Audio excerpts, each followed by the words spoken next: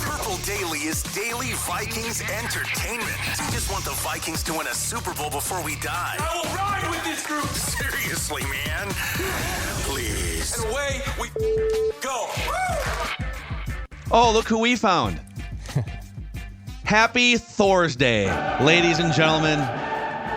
Thor Nystrom. Oh, the flag is being busted out for this. We love Thor. Look at Thor. Look at that jersey, dude. The whiteout 9. The whiteout McCarthy. Dude, feels so good, boys. Feels so good. New Jersey who dis. New job at Fantasy Life. Matthew Berry's. The legendary Matthew Berry has scoured the earth for great fantasy football and football experts and said, Thor Nystrom, come aboard. And he's back for Thorsday here on Purple Daily. So before we get into some JJ McCarthy discussion, a couple things. One, we are giving away a 75-inch Roku Pro Series 4K TV just in time for football viewing season. Nearly an $1,800 value. You can register to win this glorious TV inside the Score North app under the listener rewards section. 75-inch Roku Pro Series TV. And if you're looking to fix your deck before football season, so you can sit out, enjoy some crisp fall air before maybe going inside to watch football. Ugly Deck is here, Judd. Yep, and this week is a perfect preview of what fall is like because it's gorgeous in fall, right? Be outside. Look at that deck right now. If you want to be on a gorgeous deck, know that our friends at Ugly Deck are on a mission to rid the world of all of those ugly decks. Book a free deck estimate this month and get 3 free footings included. Just need a facelift for your deck? Get up to $1,000 off installation or a DIY deck package. For the DIYer, Ugly Deck can install your footings and ledger and save you from the mess and frustration on the hardest part of building that deck. Half of all Ugly Deck customers have never framed a deck before, but with a free coach and their DIY Video Academy, you can do it. If you want the top carpenters and maintenance-free decks to build your entire deck, that would be me. They build year-round, so book a free estimate. If you don't know what the hell you're doing. Look, the DIY thing, I talked to a guy yesterday, DIY, and you know what? That's awesome. I can't, but that's okay because Ugly Deck can. UglyDeck.com to book your free estimate. UglyDeck.com. Spend fall where it's meant to be spent. Watching football outside on your deck with a beer in hand. Thor, how often do you deep huff sniff that JJ McCarthy jersey? 10 times a day? Yeah, it's happened quite a bit so far, I'll be honest. That New Jersey smell. We want to just give you the floor here because you obviously, you were the first one in our orbit anyways, months before the draft during our lead up to say, hey, you guys are talking about JJ McCarthy in the wrong area of the draft. He's going to go top 10. And then it played out. The Vikings take him. We've had mini camps. We've had OTAs, and now we've had 2 weeks of training camp, and you've been following all of this. Now that he has been in a Vikings uniform, he's been working in with the first-team offense a little bit even. Just your general thoughts on the first few months, the first offseason of J.J. McCarthy in purple. I think they're going great. The things that I talked about that I was positive about, those things have obviously, they were there right from the get, the work ethic, and then the manifestations of his athleticism with the arm strength and stuff. I think the thing that has been most promising is during the pre-draft process, we talked about those little mechanical tweaks he would have to make, that was fair, right? Like throwing down the left sideline, throwing down the field. You can't always come over the top like you're the baseball pitcher and throw the fastballs. Want to subtract some velocity for some arc, some touch on some of those throws. And he's been doing that work, and he's still performing well. While showing all the strengths, of course.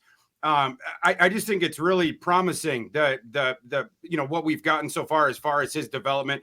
Very early stages. Obviously, the coaches are gushing about it too. What impresses me the most is the progress that he has made from the OTAs, right? Where, the arm strength was there from day one, but there were some throws where it's like, this ain't great. Well, in training camp, it's not that he hasn't had some rough days, but those throws, to your point, to the left have been cleaned up a lot. Now you bring up the most interesting thing, and it's and it's not the last. It's one of the faults I see consistently, and that's release from an arm slot. He's had a bunch of balls batted down, And so I think he still has to get over the top at times a little bit more because they're being batted down when there's a pass rush. If he is rolling out, which he's good enough, like there's the athletic ability, right? And he drops the arm slot, he can do that and it works. Sometimes it looks like he drops the arm slot though under pressure in the pocket and it doesn't work, but the good news is all of these things can be fixed. And I would say the most encouraging thing is the progress from the springtime to now, Thorsky, has been absolutely huge. And like, that's what you want. If you're a coach, that's what you want to see. You want to see not flawless football. You want to see, can you clean up your mistakes? And I think the bottom line too is this dude loves football. He for sure does. Yeah. He eats football. His presser yesterday, getting into that stuff. I always get jacked up when he's talking. He's clearly a leader, clearly loves it, clearly a gym rat that they have to kick out of the building. Even when they were on vacation, what was it, a month and a half ago? He's like, I'm not leaving. He did the Leo DiCaprio and Wolf of Wall Street. I'm staying in the building. I'll learn the playbook. And Judd, to your point, like some of these quarterbacks that come into the NFL, they don't have this degree of arm talent, right? And so they've always thrown it one way. It's the muscle memory like that. With McCarthy and his arm talent, it's guys like I'm not comparing him to this guy. But when Pat Mahomes came out of Texas Tech, he needed a year to know when is the appropriate time to go YOLO, when is the appropriate time to throw with those crazy arm angles. You don't do it from a clean pocket. Or when you're under duress, don't eschew your mechanics entirely. When you have all the guns in the Army, all the guns in the arsenal, you also need that's not enough. You also need to learn when it is appropriate to shoot this gun in this scenario, right? Like, and that's to your point. The arm angle stuff, the stepping the big into the throw and then going over the top, that's appropriate in some scenarios. In other scenarios, it's not. In some scenarios, it is going to be appropriate to start scrambling and then do the three-quarter slot thing. And he is learning those things, cleaning up the mechanics in the clean pocket, and then learning when to bring out these different kind of arm angles or different kind of throws, the trajectory. That's all the stuff that we're getting into now. But the overall skill set obviously is incredible. And that's what they're working through now because this is a long-term thing. This isn't for 2024. This is for long-term. Mm-hmm. So on that last point, that this is for long-term, I told these guys last week, or I think it was maybe on the Monday show, I don't care if Darnold, let's say they both play in the preseason. I don't care if Darnold is 3-and-out turnovers in every drive he gets, and JJ McCarthy lights it. I don't care if Darnold throws 3 picks against the Giants in week 1. I think my preference, if we can delay gratification here, if we can remain disciplined, by we I mean media, fans, Vikings, and what they're planning, I don't need to see JJ McCarthy until 2025. I know, like in today's need it now world where we throw guys into the fire in the NFL, that's hard to sort of wrap your head around. But Thor, if he doesn't play a snap and they just use Sam Darnold as a sacrificial lamb, in best case scenario, Sam Darnold plays really well and they maybe flirt with the playoffs or whatever. I don't need to see JJ in 2025. Yeah, I mean, I would like, you guys know, I would like to see him in 2025. But I am with you that the going slow thing, I'm okay with that. We talked about this in the spring. It's all deferential to, and the coaching staff has talked about it. O'Connell says this. It's all deferential to JJ's development. This season is the reset season, right? The Vikings are holding the most dead cap in the NFL. They had to slough off some of that stuff. You're in the quarterback transition. During that time, it is the only mandate that you have is to hasten JJ's development, flesh it out as much as you can this season and get him ready for 2025 and beyond. I would like to see him. For me, it's after the bye. I would love to see that, or the midpoint of the season. But I am with you that you don't need to rush him onto the field. I do think he could start early. I do. But do you think he could start week 1? I do. Yeah, I do. Not like what the Vikings will do, but do you think it'd be a disaster for his development if they just threw him out there? No, absolutely not. And not only that, here's another sort of nuance where I would just slightly disagree with you, Phil, is when Darnold's out there, and it's fine if you want to toss him out before the bye, I'm totally cool with that. I would do initially what Michigan did when JJ went there. Michigan was coming off a 2-4 season. That was when Harbaugh almost got fired. They signed JJ McCarthy. That first season that McCarthy was there, they ended up making the college football playoff. McCarthy didn't start. They were deferential to the veteran Cade McNamara, but McCarthy was a heavily used sub package guy. Because McNamara was more your pocket passer guy, confined in the pocket. You couldn't use his legs.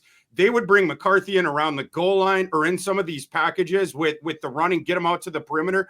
And then sometimes it would confuse the defense, or they'd start bringing guys up, and then they'd let McCarthy throw a little bit.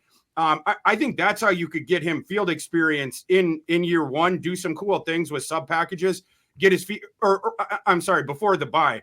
But for me, later on in the season, I do think he's going to be starting. That's possible too. And he didn't get a first team rep yesterday. By my count, I think he's gotten less than a handful in camp, which is fine. But I mean, it's just very clear the direction. This is an incredibly important year because it's an election year. And there's only one election I care about, and that's the starting quarterback for the Vikings, right? Polling is going on right now. And I'm going to tell you, St. Louis Park, Eden Prairie, Woodbury are returning Darnold votes. We're still waiting on some, but I would say the polling is heavily skewing towards 14. And by the way, the last 4 or 5 practices, boys, Darnold's looked really good, which is great because all of this takes that pressure. And I think O'Connell's got a very specific plan here. I think we like to talk about it. Oh my God, McCarthy had a great practice. Perhaps O'Connell's being skewed towards I think McCarthy's got O'Connell's got a very specific plan here. So the polling is in Darnold's favor, but the next election process will be all McCarthy. So I love how it's playing out. And because of that, Thor, I like the fact that Darnold looks good because then you get a lot less of, oh my God, when are they going to play McCarthy? It goes back to, you know what? They're going to play him when it makes the most sense for them. And that is O'Connell's. I mean, I would say if you were to list the reasons Kevin O'Connell, God put him in Egan to coach the Vikings right now, JJ McCarthy's development is 1, 2, and 3. For sure. Yeah. I mean, it's going to inform the tenures and the way that we think about not only O'Connell, but Kwesi and his entire administration. It's the development of JJ McCarthy. If JJ McCarthy goes bust, we got a new building there in 2-3 years. So, I mean, that's all the eggs are in the JJ McCarthy basket. And that's why you're deferential to his development. I think qualitatively, and, I said this from the get, I think he's further along. And I think he would be more viable initially than perhaps is the general thought out there. That said, it's not about this year's team. It's not about week 1, 2, 3, 4. It's about the next decade of Vikings football. And if you are gauging, it'd be a little bit better for McCarthy. We'll start it out slow. We'll do those late night film sessions after practice, like we talked about, or on the sidelines, being able to give him little coaching points. This is what Sam was seeing. This is why he made a mistake. This is what we'd like you to do in that scenario. And just soak it up like a sponge. I think that's fine, being patient in that regard. And also, circumstantially, as you guys know, Hawkinson's hurt at the start of the season. Jordan Addison may be getting suspended. Vikings have no depth at wide receiver. Why would you toss him in initially? It certainly is a fair thought as well, right out of the gate to the Wolves. So, I think they're doing this correctly. Mm-hmm.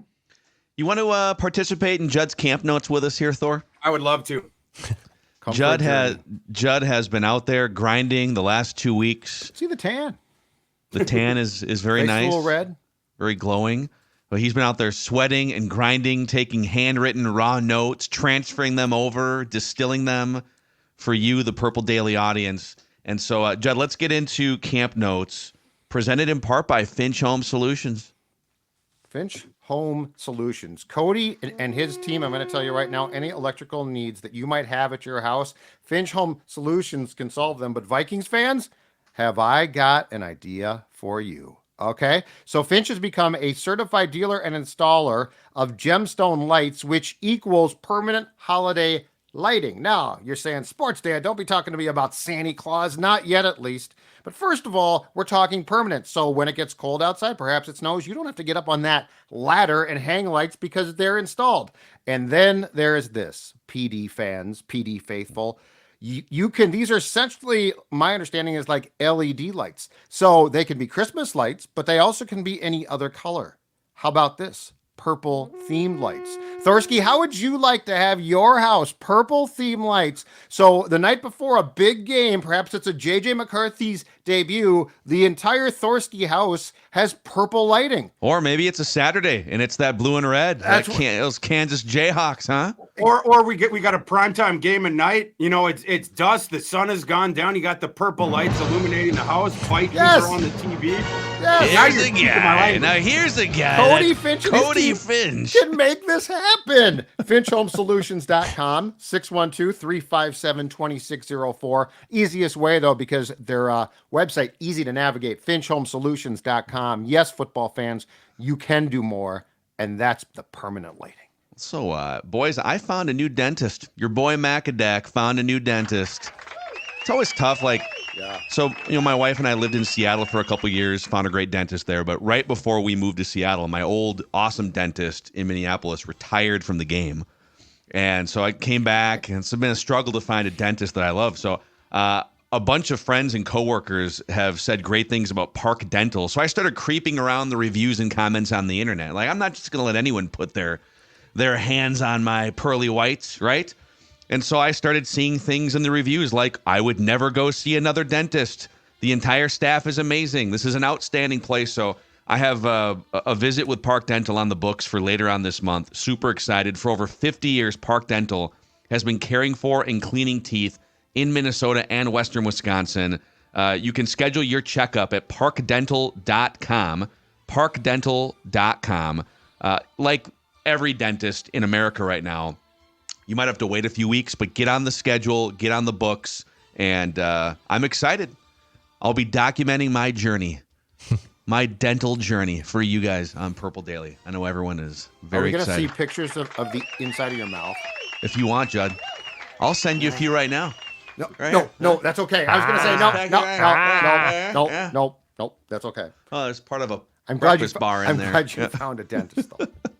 Okay, Judd's Camp Notes featuring Thor Nystrom. Here we go. Okay, do you guys want to go back to quarterback stuff, or do you want to start with the return of Justin Jefferson and Darisaw, and there was a bunch of interesting non-quarterback things? Thor, pick your own adventure, Thor. You tell us. Let's start with the quarterbacks. All right, let's do it. All right, so McCarthy, bad day on Friday, great day on Saturday, and I would call yesterday a so-so day. Not great, not terrible. As I said, though, no first-team snaps. He doesn't get the advantage of 8-18. And 18, we'll get to this, is making 14 look damn good now, which is important. That's good. But anyway, McCarthy, 33 snaps, 13 of 24. Did complete 2 touchdown passes in the red zone to Thayer Thomas, who had a nice day. So a name, I believe he is number 89. If you're watching the game on Saturday against the Raiders, Thayer Thomas caught a couple of passes. Also picked off by Bobby McCain in a 7-on-7 drill, although I don't know who was at fault because the receiver wasn't there. So I think the receiver might not have run the correct route. That's the tough thing about picks, unless it's like a contested ball. If it's like, if the defender is standing there and just picks off the pass and no one's around him, somebody screwed up, and it might not have been JJ McCarthy. But McCarthy he totally would have owned it in the post-game press conference if there was one. Right? Well, and then he would have come in and worked on Tuesdays, but I don't want to talk about that. Wow. And let it go. He's gone. And then there were nearly 3 other times that he was picked, including twice by Theo Jackson. And I'm going to tell you right now, Theo Jackson's training camp continues to be incredible. And yesterday, Theo Jackson and Josh Metellus were all over the field. They both flashed on several occasions. Jackson, for about the second or third time, had a pick, damn near, had a pick and dropped it. You'd like to see him catch the ball. But most importantly, he has just been an assassin from the back end there. So that's McCarthy's day. Darnold- on Theo real quick. Thor, Yeah, go ahead. what does I just want to ask Thor? You know, Theo Jackson was a 6th-round pick a couple years ago. I know you've probably long since flushed the 2022 draft down the gullet. But what do you remember much about Theo Jackson coming out of that process and just him as a prospect? Yeah, he's got talent, and it's starting to manifest. And I actually had a follow-up question for Judd, if I may. Judd, Of course. On this subject, Judd, so you have the lack of depth at linebacker. We know the defensive front's not the best, but the Vikings are absolutely loaded. And the cornerback room stinks, but the safeties are awesome. And they not only the starters, they have the depth there as well with Bynum, Metellus, obviously Harry the Hitman, and then Theo Jackson now emerging. Yep. What percentage of plays do you think the Vikings defense could use for safeties this year? Because it seems like the Vikings have 2 sets of starting safeties right now, and the rest of the defensive position maybe not as good. B-Flow is one of the most creative defensive coordinators if not the most, the mad scientist. Do you think we're going to see 4 safeties on the field on a high preponderance of plays this year? You, me, and Camp Notes, most important notebook in the room right now, all on the same page. I think about 3 different things off of your point. Number 1, Harrison Smith is not going to be subjected to the snap count he was a year ago. So I actually think Theo Jackson at times will step in his place. Hitman's still going to play. But if you go back and look, and Phil, you've talked about this before, his snap count for his age in 2023 was off the charts too much. So one is I think they're going to use 3 safeties consistently, but I think Harrison's going to get some blows. My guess is by series. So, I don't think he'll be in and out. I think he'll be off. But do I think that they will use 4 safeties? Absolutely. Because Metellus is now also being deployed down towards the line more than he was last year. I think they want him to be near the line, much more of a pseudo linebacker. Here's another one for you boys. I think their goal is to also use Pace and Cashman more than they used Hicks last year. So I think we're actually going to see 2 linebackers a little bit more than we did last year. So somebody's got to come off the field. Is it a corner? Can you trust one of these safeties at times to step in and play? My guess is the nickel, not the boundary. Can you swap out, and you can do this if you want, linemen at times? I think we're going to see packages that we have never seen before. Yep. So the B-Flow stuff, I think, is going to become even more intricate. Sorry, Phil, go ahead. No, I did not mean to interrupt Judd's camp notes. That's my bad. Oh, no problem. I was just rambling there for a while, so I just started to ramble. Just to put this into context, obviously most teams put 2 safeties on the field on a regular basis. And 1,000 snaps is essentially a full season's worth of snaps, 1,100 snaps.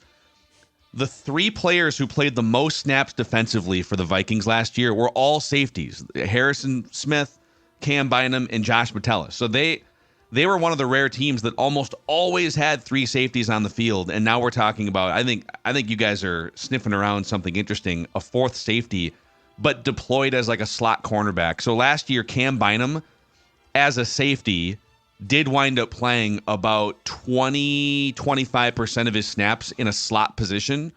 And Josh Metellus was classified as playing about 40% of his snaps in a slot position because he was more like a linebacker creeping down into the box. But man, if you have to make a decision on which football players do we put on the field on a 3rd down, who do you trust more? Do you trust Theo Jackson to make a play, or do you trust a Caleb Evans or like a Fabian Moreau, just kind of a journeyman cornerback? They might have to come to terms with just putting different positions than cornerbacks on the field in some of these situations. And they also could, under what you're talking about, they also could deploy Shaq Griffin and Byron Murphy as the boundaries, and then bring in so like a Caleb wouldn't have to play then if Bynum or if Theo Jackson or if probably Metellus is in the slot essentially. So there are definite, I think there's going to be workarounds for their lack of depth that Thor talked about at cornerback. Yeah. Boy. Yeah, and Theo and Bynum both were cornerbacks at the end of their collegiate careers. we know that Flores loves the versatility, the positional versatility. I absolutely think you can use those guys in the slot and then do exactly what you're talking about, kicking out the cornerbacks. This is going to be a fun year defensively, schematically, if nothing else, because I agree. I think we're going to see some alignments and some formations that break some of the charting. When they chart like, 2 safeties, 1 high, whatever they do, and 3 safeties. And I think we're going to get a lot on the field this year. And we're also seeing at times 5-man fronts.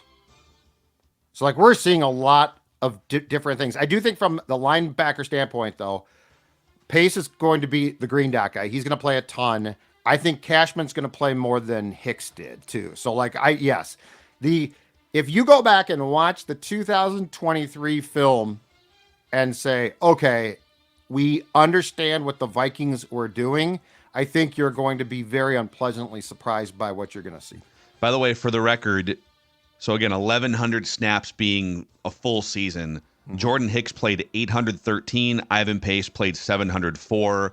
There are a lot of times where just one of them was on the field, sometimes both. But yeah, how do they do that? So it was 1,500 snaps combined between both those guys.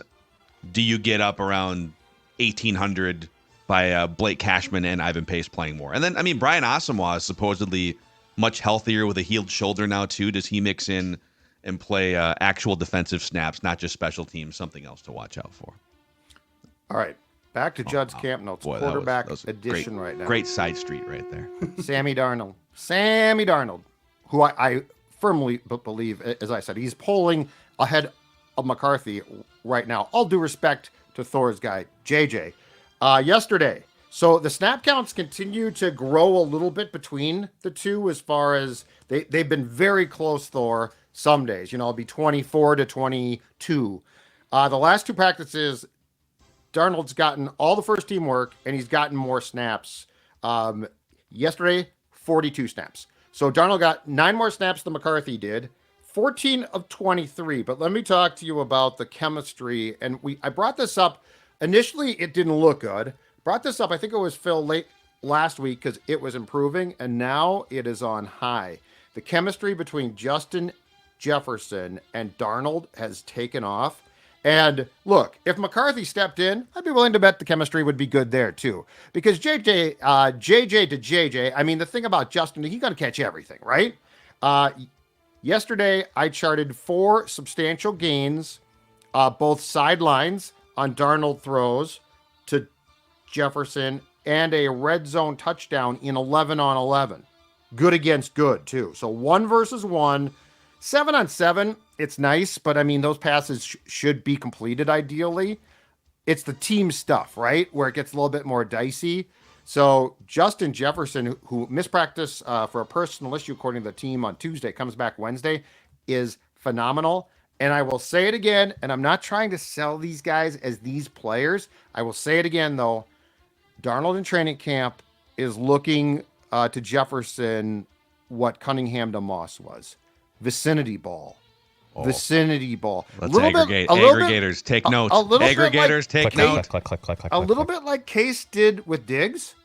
Case started to throw vicinity balls. And Diggs, Thielen's a nice player. But I think we thought, well, hey, they got both guys and it's the same. No, it's not the same. Diggs was better. In this case, Addison's really good. Jefferson's better.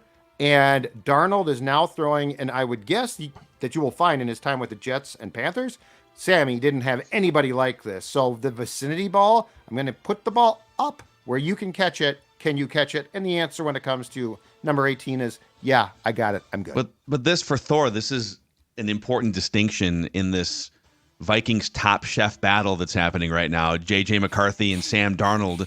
All right, you guys are on a cooking show. Yeah, you're right. And to this point, Sam Darnold has been told by the hosts, we're going to give you premium, grade A, Wagyu beef, any side garnishes that you want to make the best possible meal. You get Justin Jefferson, premium, grade A wide receiver beef.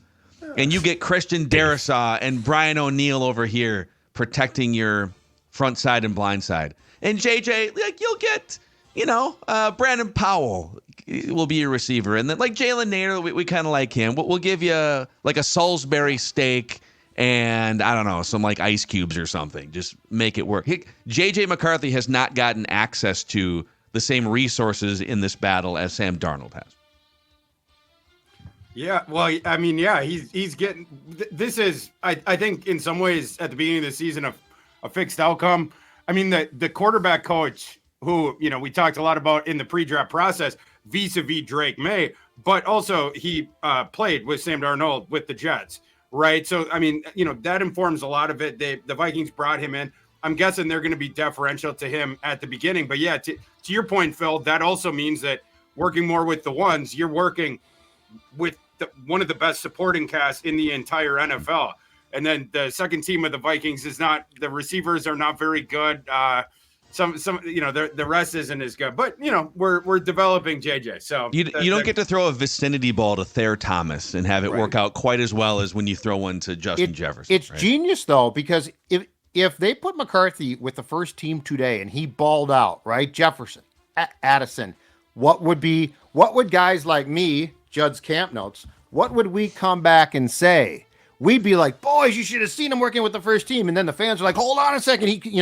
I mean, this is all about purposely, essentially, if McCarthy was a meal himself, he's being put on simmer. O'Connell wants him to simmer. He doesn't want him to boil yet. It's not boil time. We're still in meal prep mode. Yes. We're he's I the appreciate rack of ribs on the smoker. But I mean, I can't tell you from a guy who's seen QBs rushed or teams not get what they're trying to do, right? And Thor, we've seen that a ton. I have a huge appreciation for how this is being done. Like there is no trick that they aren't like aware of and trying to be, because they know if it is McCarthy to Jefferson, that what's going to take place, not just from the fans, not just from us, inside that building. Judd, including too, as you remember at the beginning of camp, I think it was when they were going up to people in the stands and being like, stop posting those videos of JJ McCarthy. I heard it yesterday. Times. The keeping the pressure low on JJ, it's not just like a one front thing, right? Like, I do think that they have thought about this from a 360 holistic perspective, and any like little thing where it could lead to public pressure of, towards the administration, the coaching staff for sure, but JJ would feel that as well, and they don't want to be in that scenario. To your point, it's we're gonna simmer it to go back to our cooking metaphor. Yep. So, the last thing on Darnold, and I think they're trying to get the cadences right, so take this with a grain of salt. So, because again, this is all very scripted lots of times, so I think they're working on cadences and stuff. But there were, at least by me, 4 false start penalties charted on Darnold with the first team, 0 on McCarthy. 2 of them, I believe, came in the red zone. So take that for what it's worth, because if they're scripted and they're trying things as far as the cadence goes, it might not be that big of a deal. But I did find it interesting that there were some issues with false starts, because obviously that's the type of thing that drives a coach absolutely crazy. Yeah. Okay. All right, let's keep digging through Judd's camp. No, this is great. Now we're going to go to the general notes section, but still very interesting. The Vikings in pads for the 6th time in the past 8 practices over a 10-day period. It's interesting because, and I will continue to say, it's not like it's not, the Oklahoma drill. It's not Brad Childress's 2006 camp, but there was definitely a feeling from the Vikings performance medical team previously that they were going to be very careful. I don't remember a lot of practices, back-to-back days in pads, unless it was the joint practices. Well, now they are consistently, I think the limit is 2. They're consistently having back-to-back days in pads. They did it on Tuesday, Wednesday. I think they'll be in shells on Thursday. But the point is, they definitely continue the theme of it's going to be a more physical camp. Jefferson back from his personal matter. As I told you, he was fantastic on Wednesday. Christian Darrisaw was banged up. I don't know what, but he was a full participant with the first team. So that's good news. Aaron Jones and Jonathan Grenard did not take part in practice. I think they're fine. What was interesting about Jones being out, though, and he doesn't need a ton of work, so he's fine. But anyway, what was interesting about him being out, a lot of first-team reps, not surprisingly, Ty Chandler, but first-team reps for Kene Nwangwu now, who, in my opinion, has this roster made. Yeah. Okay. So he's the third running back right now, right? Yes. That's fair to say. Behind Ty Chandler. Okay. Yep. And then Gaskins and McBride. Yeah. But I mean, Nwangwu was a frustrating player because he was always hurt, and I think that the Vikings' patience had been tried. But as far as kickoffs go and third back goes, and I will throw this out again, if he's going to make this team and play at all, you guys, I am still curious. Can you develop anything offensively with his speed to get that on the field for pass plays on occasion? Thor, do you have any Nwangwu or even new kickoff format takes? If Judd's right, it feels like there's something there year 3 of Kene Nwangwu, but it hasn't manifested yet. Yeah, he's just an insane athlete, right? I mean, he was stuck behind Breece Hall at Iowa State, and so we only got to see bits and pieces of him. And then when he went into the pre-draft process, he blew the roof off the place. The ridiculous athleticism, and it's no fault you get stuck behind. I mean, Breece Hall for Iowa State was a generational guy. It's no fault that you lose touches to someone like that. Obviously, the Vikings have been developing him. I think he's going to be good in the new kickoff rules. And then in addition to that, I'm curious about the same thing that Judd is. Furthermore, Judd, I got a couple more questions for you based on this. These are more Thor suppositions that I want to get You go right ahead. Your thoughts on Thor's positions. Yeah, exactly. I want to see your take on this, but I think that this could be one of the better Vikings running teams in a while. Firstly, because I think this offensive line is going to be their best in decade or so, and the depth is better too. So you're not sort of beholden Darisaw maybe notwithstanding, but one injury, especially on the interior, is not going to cripple you now because of the depth that you have. I think the offensive line is really, really, really good. And I think for, specifically the top of the depth chart with Jones and Chandler at running back, those guys are in a super advantageous situation. Also, you can't stack the box against the Vikings. So you have this road grading offensive line, and the running backs running behind it. I think they're going to be running against thinner boxes. I think this team is going to be really, really good running the ball. Your thoughts? First of all, that's some great football right there. Thinner boxes, stacking the box. You're 1,000% right. So I've talked about before, Thor, on Judd's camp notes, the fact that they are working on the run game diligently now, which they worked on it before, but I think that there is a commitment. Aaron Jones didn't sign here to get screwed on carries. So I think when they said, hey, we want you, Aaron Jones probably said, oh, that's awesome. Are we going to run the football? Am I going to get the football through the pass game? I think the answer is yes. The other thing is, Blake Brandel has been at left guard for every snap first team. And while I'm sure he can pass protect, it's because he can road grade. It's because he can run block. And they definitely won for the first time in a long time, to what you just said, conscientiously went out and said, we need more depth. Like it's been a disaster if one guy gets hurt. And the other thing is we are, I think, for sure going to see more power. So like the nice Vikings, hey, yeah, we might be blocking, we might not be. They're going to get out and we're going to see power. So yes, they are, for the first time in O'Connell's 3 years, I sense that there is going to be some, let's just say some spit, some nastiness, some snot when it comes to the run game. Well, they have, and they've committed to playing a fullback fairly regularly, 200 snaps a season. Yep. Josh Oliver is the best pass blocking or run blocking tight end. They've got these components, and they had some of them last year too. But I'll keep saying it, man. Like, to go from Alexander Madison to Aaron Jones is a crazy upgrade at that position. And then Ty Chandler, we saw what he was able to do in a small sample size. So this should be the year of the run game jumping from bottom 5 somewhere into the top half of the league. Totally agree. And I think O'Connell got frustrated. If you guys recall, so we thought that they were going to run more last year in training camp.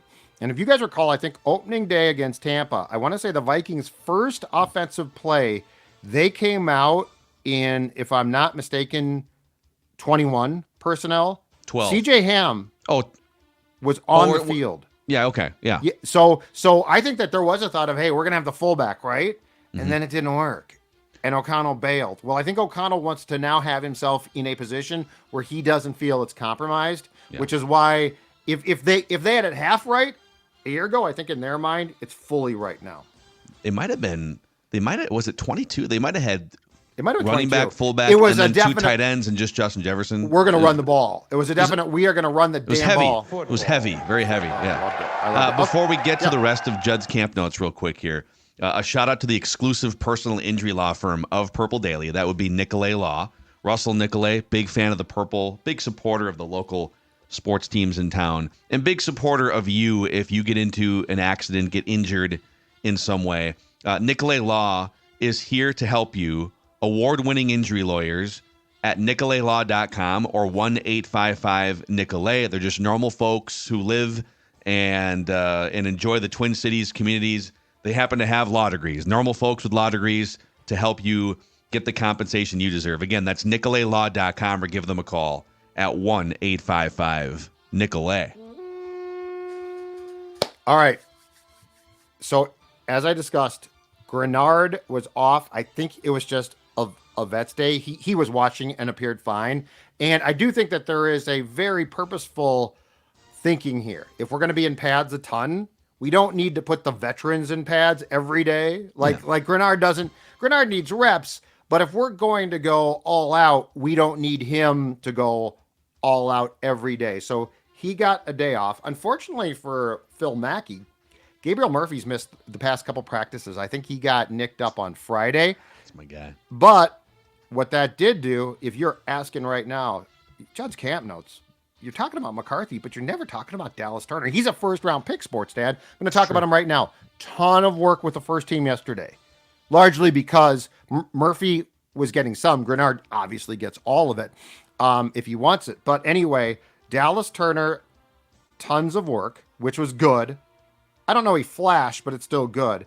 The other guy who I see getting more and more work, and when I unveil my 3.0 53-man roster prediction next week, I think I had him being cut. I will not now. Pat Jones II. He's getting a lot of run. Yeah, He's getting a lot of run. He's got the body. He's got the body to play inside, but he's an outside guy, if that makes sense. I feel like that's what I've noticed too, is that they're just kind of trying things during training camp, but you've seen some must-pass looks by the defense where like Jihad Ward and Patrick Jones are the interior linemen with Dallas Turner and Grenard, where they're putting Thor like 4 edge rushers on a 3rd and 8 at the line of scrimmage. I love Brian Flores things.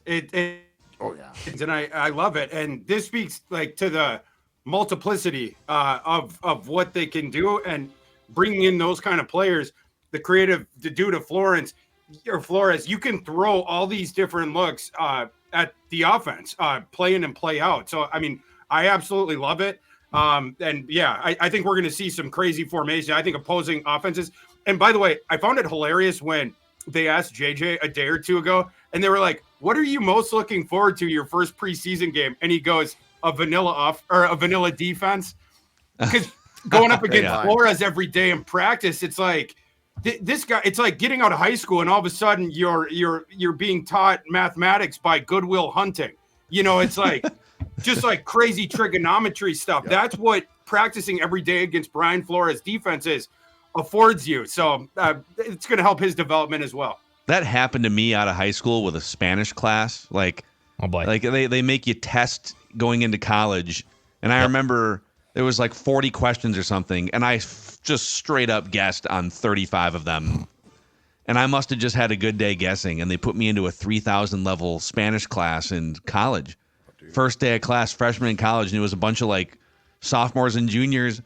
And this is the first day you're not going to be allowed to speak English any day forward hereafter. And I was like, well, good thing D's get degrees. That's all I have to say. I would have transferred out before the class got done. You got to get out of there. So what else is left in camp notes here? Jerry Tillery, who was cleated on Friday, remains out. I would guess that he is not going to play on Saturday, but there's a good chance, because I think he might start, that he might not have played regardless. I'm not positive, but anyway, he's out.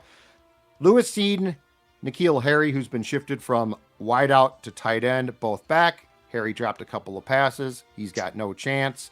Lewis Seen, in my opinion, has no chance. He doesn't play special teams well. They were trying to work him in second team safety, but I mean, that room of safeties is largely to go back to like your mathematical analogy. I mean, that room of safeties is Will Hunting, Ben Affleck's character. And also, like, Jay Ward is playing a lot of cornerback, but he could kind of be a safety still. Yes. McCain, who they signed, is getting run. I mean, picked off a pass yesterday. He's a veteran. But you got four guys in Bynum, Harrison Smith, and Metellus, and then Theo Jackson, who their starting point is genius football players. Yeah. Like, they're not that good because they're just gifted. They're gifted athletically, but they're genius. And then Seen just didn't work out. Dalton Reisner has been out now for the past 4 practices. The interesting thing about this is, you'll recall, he'd been moved to second team right guard. And my opinion is they want to use him as a swing guard. Well, without him playing, Dan Feeney, the backup center, has moved to guard. Michael Juergens, 6th round pick from Wake, correct, is the center with the second team. You mean the 2025 Week 1 Viking starting center, Michael Juergens? It's interesting. Just want to clarify which one. He's the now, because Feeney's the veteran guy, right? He's going to come in. He's going to be your backup, which I'm sure he still can be.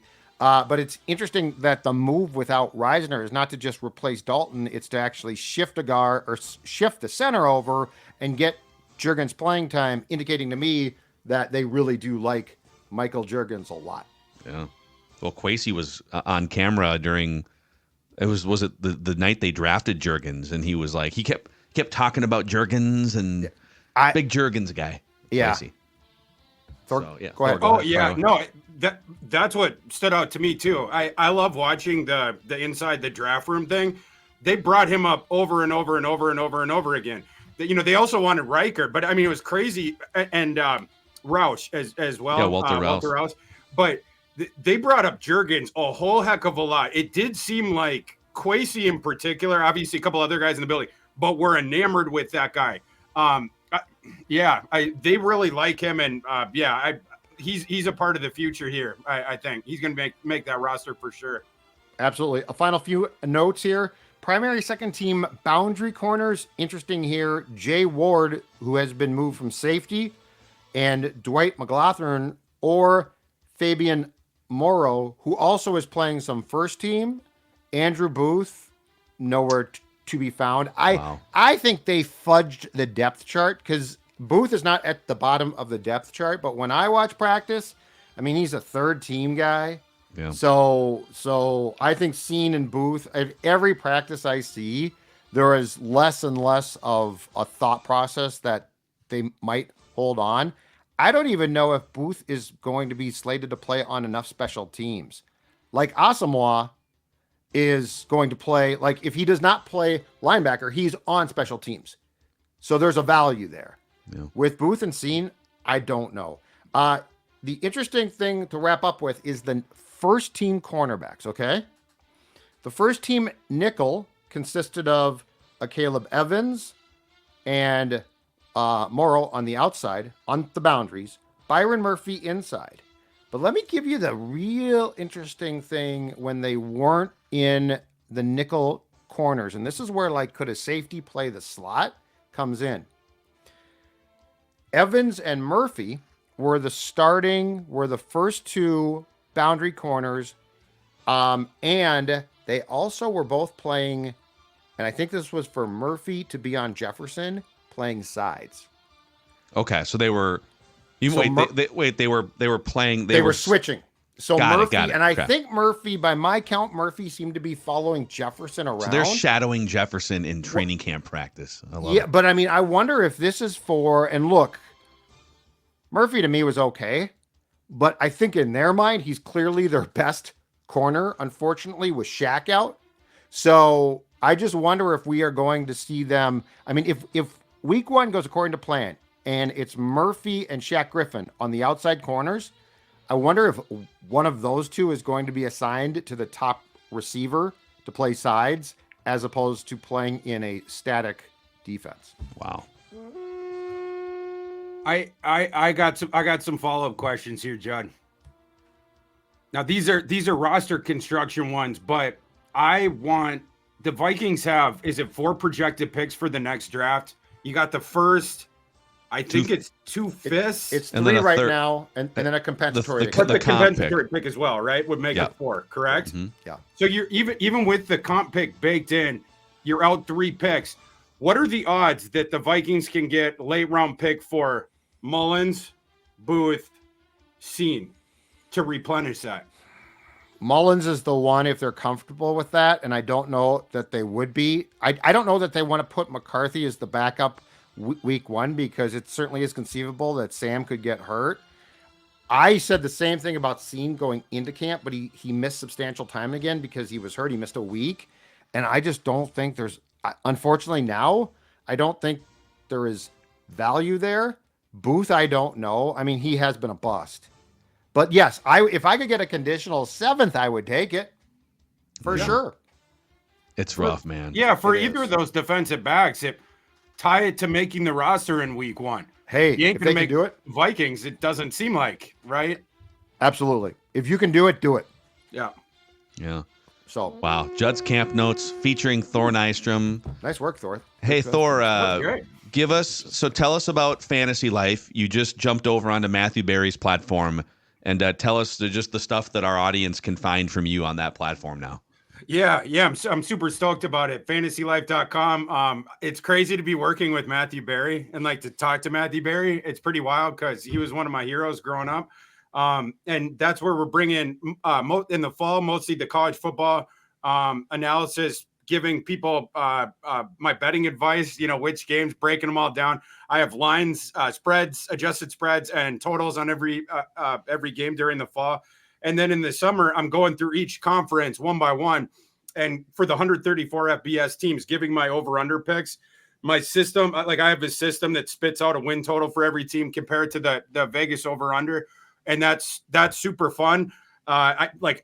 You guys know, I love college football. I can't wait to be for the Gophers and UNC on that first Thursday of week 1. Like, I just can't wait for college football to be here. So that's where you'll find that. And then going forward, my NFL draft stuff in the spring. You guys know that's my other love. Yes, dude. Awesome, Super man. happy Congrats. for you. Happy Thorsday to all who celebrate. He's Thor Nystrom, Thor KU on Twitter/X too, if you want his daily musings. And this is Daily Vikings Entertainment here. Feedback Friday live on the YouTube channel at 10 a.m. Central Time. We just want the Vikings to win a Super Bowl before we die.